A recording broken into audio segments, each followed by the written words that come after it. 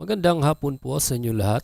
Narito na po ang resulta ng 2 PM draw ng Lotto ngayong Sabado, March 28, 2026 para sa mga games na 2D Lotto at 3D Lotto.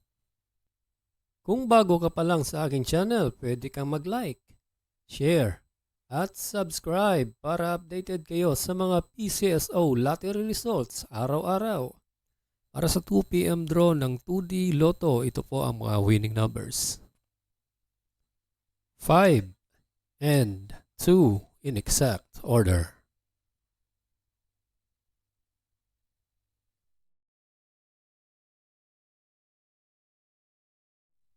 Para sa 2 PM draw ng 3D Lotto, ito po ang mga winning numbers.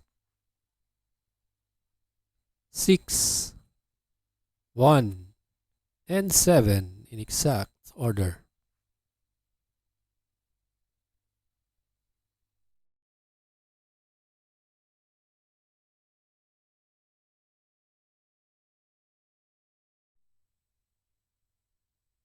Congratulations po sa lahat ng nanalo.